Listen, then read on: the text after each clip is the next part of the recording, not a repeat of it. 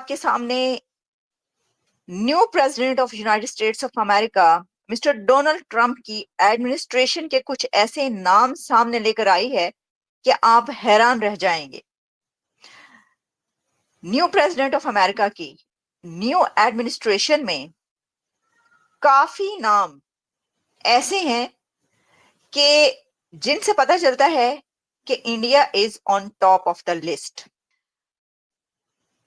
President-elect Donald Trump announced he has selected Tulsi Gabbard to serve as his Director of National Intelligence. Tulsi Gabbard is first Hindu US Congresswoman जो कि अब president Donald Trump की intelligence को head करेंगी, director होंगी national intelligence की। देखिए, ये एक बहुत इंपॉर्टेंट डिपार्टमेंट है। अगर वो ऑब्वियसली अपने आप को एक प्राउड हिंदू कहती हैं तो इंडिया की तरफ उनका ऑब्वियसली टिल्ट है। मतलब ये तो आप नहीं कह सकते ना कि वो उनका है सॉफ्ट कॉर्नर है और इंडिया को वो बहुत ही एक हाई पेडेस्टल पर रखती हैं और उनकी जो पॉलिसीज हैं वो भी ऑब्वियसली प्रो इंडिया ही होंगी इस हवाले से कहीं ना कहीं। About Tulsi Gabbard, remember Tulsi Gabbard जो है उनके बारे में कहा जाता है कि is a rising progressive star and she supports Hindu nationalism, and this is what the people have been saying. और इंडियन जो प्राइम मिनिस्टर नरेंद्र मोदी है वो कई दफ़ा उनसे मिल चुके हैं और हिंदू राइट्स के लिए वो बड़ा काम कर रही हैं। ये जो जिसे वो कहते हैं ना, ये एक इम्पॉर्टेंट चीज़ है इंडिया के लिए। देखिए, मैं चाहती हूँ कि तुलसी के अलावा ऐसे लोग मौजूद हैं कि जब हम उनके नाम आपको बताना शुरू करेंगे ट्रंप एडमिनिस्ट्रेशन में तो हमें पता ही चलता है कि इतने नाम उन्होंने इंडियन नेम्स लिए हैं, इंडियन ओरिजिन से ताल्लुक रखने वाले नेम्स। प्रेसिडेंट डोनाल्ड ट्रंप की न्यू एडमिनिस्ट्रेशन में टॉप ऑफ द लिस्ट है, यानी India top of the list है ट्रंप की एडमिनिस्ट्रेशन में। न्यू प्रेसिडेंट ऑफ अमेरिका की जो न्यू एडमिनिस्ट्रेशन है उसमें इंडियन नेम्स, इंडियन ओरिजिन से ताल्लुक रखने वाले people top of the list है, जिसमें एक नाम है आप जानते हैं, बहुत ज्यादा उनका फैन क्लब है और वो नाम है, ये हम आपको दिखाई देते, वो हैं ये साहब विवेक रामास्वामी। एग्जैक्टली, विवेक बहुत पॉपुलर हैं और ये यहां तक है कि अब ये बात की जा रही है कि नेक्स्ट यानी डोनाल्ड ट्रंप के बाद कौन प्रेसिडेंट होगा, तो दो लोगों के नाम आ रहे हैं, बल्कि दो तीन के नाम आ रहे हैं। एक तो है विवेक और दूसरे हैं एलोन।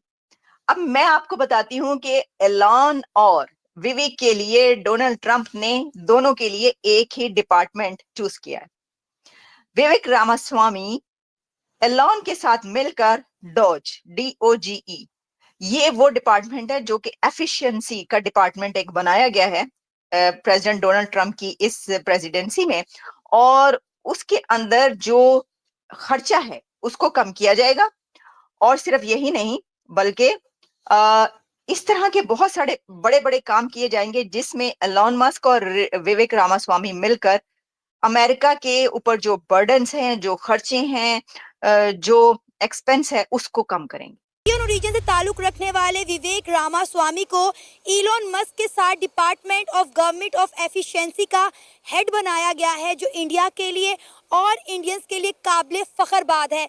तो हम देख सकते हैं कि इस वक्त दुनिया इंडियंस पे किस कदर यकीन कर रही है। इंडियंस के लिए तो बड़ी काबिल फख्र बात है कि अमेरिका के एक इतने बड़े कैबिनेट के अंदर विवेक रामास्वामी को जो है वो डिपार्टमेंट का हेड बनाया गया है, और वो भी इलोन मस्क के साथ। बेसिकली ये मुझे लगता है इससे भी बड़ी बात ये है कि जो कमाला हारिस हैं, इवन के वो जो है ना वो फर्स्ट जो है ना वो US सिटीजन है, लेकिन उनकी रूट्स जो है ना वो ज़्यादा जो है ना वो इंडिया से लिंक कर दिया और उन्होंने प्रेसिडेंसी का इलेक्शन लड़ा और वो भी अमेरिका का, और वो भी जो है ना और वोट भी जो है ना वो 47% जो है ना वो उन्होंने वोट जो है ना वो गेन किए।